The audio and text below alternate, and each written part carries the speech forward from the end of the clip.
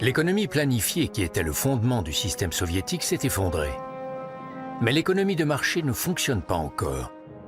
Beaucoup de nouveaux États tentent de s'y convertir sans avoir aucune expérience. Au début des années 90, l'activité est au point mort dans de nombreuses régions, notamment en Russie.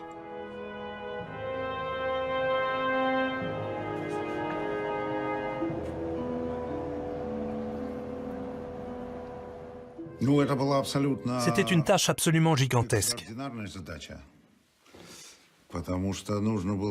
Il s'agissait de passer d'une économie planifiée à une économie qui devait poser les bases d'une économie de marché.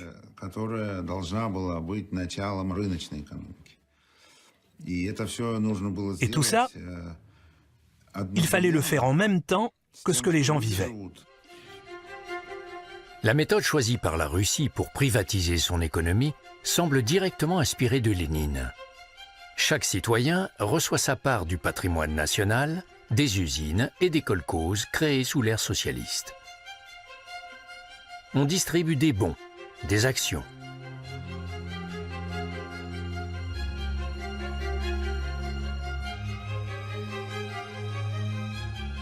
Mais l'initiative échoue.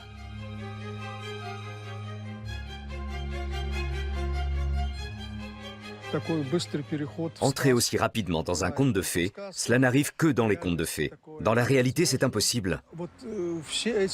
Le marché, avec tout ce qu'il comporte, pour un homme qui a grandi dans l'univers du système socialiste où l'État garantissait tout, ça a provoqué un choc.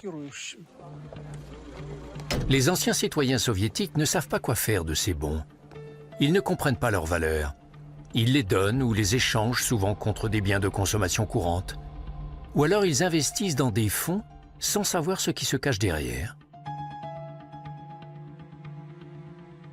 En Union soviétique, les gens ne comprenaient pas très bien pourquoi ils devraient gagner beaucoup d'argent. Puisque quelles que soient les sommes dont ils disposaient, ils ne pouvaient pas s'acheter un appartement. C'était l'État qui le leur donnait. Quelle que soit leur richesse, ils ne pouvaient pas acheter de terre, de logements pour leurs filles, etc. Ils ne pouvaient pas s'acheter une voiture sans passer par une longue liste d'attente. Et ils devaient participer à la vie collective pour avoir droit à un bon de vacances de leur usine. Maintenant, c'est possible, à condition de savoir comment s'y prendre. La plupart des Russes l'ignorent. Mais les plus avisés parviennent à amasser une fortune grâce aux bons. C'est la grandeur des businessmen, souvent d'anciens membres de la nomenclatura. Oscillant entre habileté et criminalité, ils jettent les bases d'une richesse et d'une influence sociale sans précédent. Les oligarques sont nés. Hier, il fallait créer un monde sans classe. Aujourd'hui, c'est l'inverse qui se produit.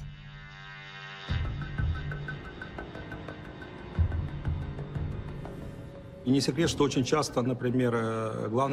n'est un secret pour personne que souvent, les principaux actionnaires, les propriétaires des entreprises, étaient autrefois les dirigeants de ces entreprises. On les surnommait les directeurs rouges. Ceux qui, à l'époque soviétique, dirigeaient de grandes entreprises industrielles devenaient pour la plupart propriétaires.